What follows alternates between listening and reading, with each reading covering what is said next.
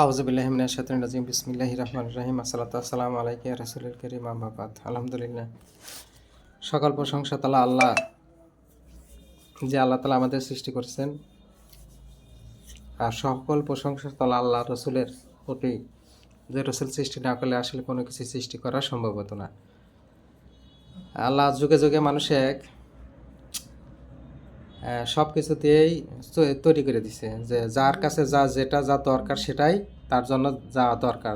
অসুখ হলে ডাক্তারের কাছে, আর খাবারের জন্য অন্যজনের কাছে, জুতা সেলাই করতে গেলে নাপিত এর কাছে মুসির কাছে, আর চুল কাটাইতে গেলে পরে তার লাগে হলো নাপিতের কাছে। আল্লাহ পাক এই জন্য সিস্টেম করে দিছে।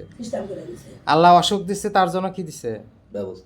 ব্যবস্থা আল্লাহ পাক করে দিছে। কার মাধ্যমটা হলো একজন ডাক্তার। তা আসলে আমাদের দেশের ডাক্তার নামে যে ইয়াটা খুবই ভয়াবহ, জানেন তা কি?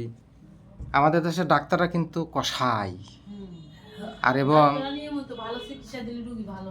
আর এই পৃথিবীতে ডাক্তার মানে কি? ডাক্তার হলো একজন সুন্দর একটা ব্যবস্থাপনার লোক হইতে হবে। কিন্তু আমাদের দেশে ডাক্তারগুলো কি করে? ওরা আপনাদের কাছ থেকে 1,000 টাকা 2,000 টাকা ভিজিট নিবে, দেখবে 5 মিনিট, তারপরে কি করবে? পরীক্ষা নিরীক্ষা করাবে, হাজার হাজার টাকা মানুষের কাছ থেকে, মানে যেভাবে লুটিয়ে নেওয়া দরকার পরে এইভাবেই কিন্তু নেয়।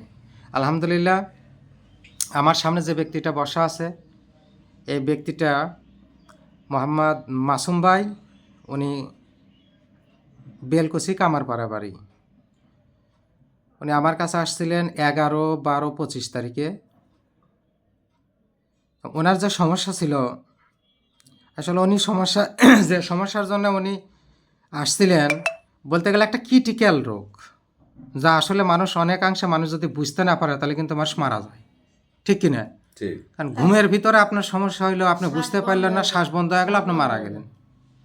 তাহলে এই যে এর চাইতে বড় কিন্তু আর কিছু নাই। মানুষের জ্বর হচ্ছে, ওষুধ খাইতেছে, কমে যেতেছে।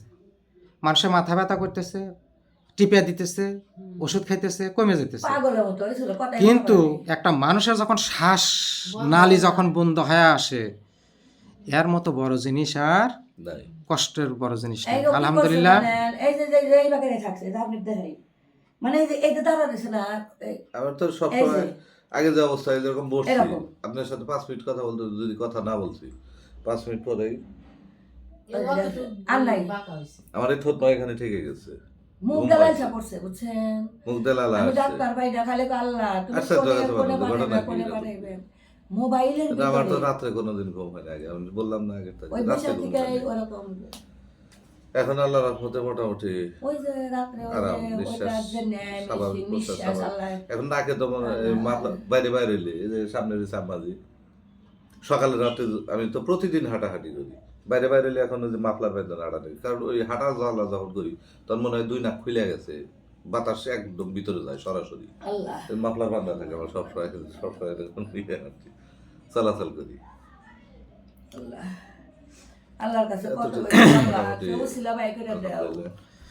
আমার এই ভাইয়ের সাথে ওনার আম্মা আসছে। ওনার আম্মার অনেকটা কাকুতি মিনতি, যে আমার এই ছেলেটার যে অবস্থা হয়েছিল, রাত দিন 24 ঘন্টায় ওনার জন্য উনি পরে একটা টেনশনে ছিলেন, তাই না? হ্যাঁ, 5-6 বছর পরে প্রচুর পরিমাণে উনি টেনশনে ছিলেন যে আমার ছেলেটার জন্য ভালো একটা ডাক্তার কই পাই, আমার এই ছেলেটা কি অবস্থা হইল, এর জন্য মা খুব টেনশনে ছিলেন। আলহামদুলিল্লাহ, এখন তো ভালো মনে করতেছেন আপনি? আলহামদুলিল্লাহ। আসলে সবই আল্লাহ পাকের ইচ্ছা।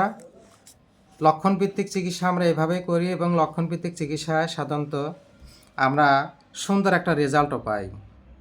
যে ওষুধ, হোমিও ওষুধটা আমার ডাক্তার হেনিম্যান তৈরি করে গেছেন, আসলে সঠিক অ্যানালাইসিস, সঠিক লক্ষণ সাদৃশ্যে যদি ওষুধ প্রয়োগ করা যায়, তাহলে অবশ্যই আমার রোগী আরোগ্য হয়, এটাই স্বাভাবিক।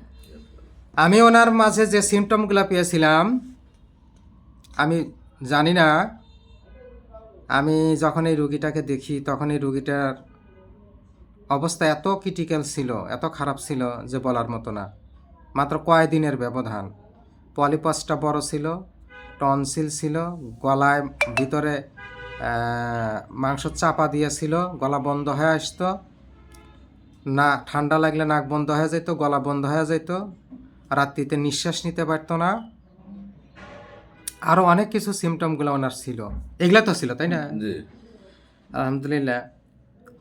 আমি আমার সূত্র অনুযায়ী চিকিৎসা করেছি ওনার। সেটা কি? লক্ষণ ভিত্তিক চিকিৎসা। Treat the patient, not the disease. আমি এই রোগীর জন্য ওষুধ নির্বাচন করেছিলাম টি অক্সিডেন্টালিস। তো এখানে আপনাদের দেখাচ্ছি টি অক্সিডেন্টালিস 0/2 0/3। ওষুধ দিয়েছিলাম 11, 12, 25। আজকে হলো 30, 12, 25। আলহামদুলিল্লাহ উনি অনেকটা ভালো, যার কারণে উনি আবার কি করছে, ওনার আম্মাকে নিয়ে আসছে। তো ওনার লক্ষণই যেটা ছিল যে এই বেচারা টিকা নেওয়ার পর থেকে তার শারীরিক সমস্যাটা ধীরে ধীরে, করোনা টিকা নেওয়ার পর থেকে, করোনা টিকা দেওয়ার পরে ধীরে ধীরে ওনার সমস্যাটা বাড়িয়েই চলেছিল। এবং এই করোনা টিকা নেওয়ার পরেই ওনার যত সমস্যা ধীরে ধীরে বৃদ্ধি পায়।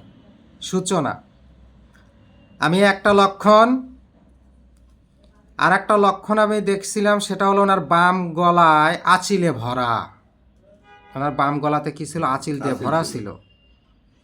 অনেকগুলো আঁচিল দিয়ে, বাম গলায় আঁচিল দিয়ে ভরা ছিল ওনার।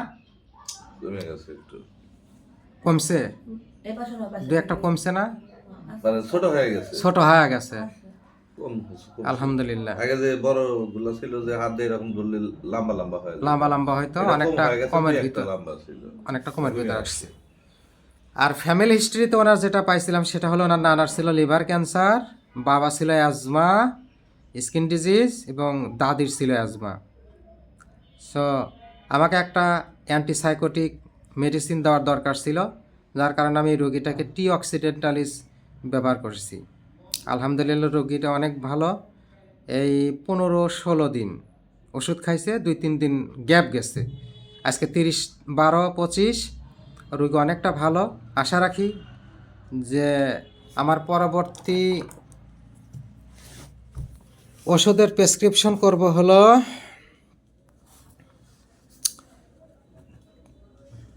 30, 12, 25। আজকে আমি টি অক্সিডেন্টালিস 0/4, 0/5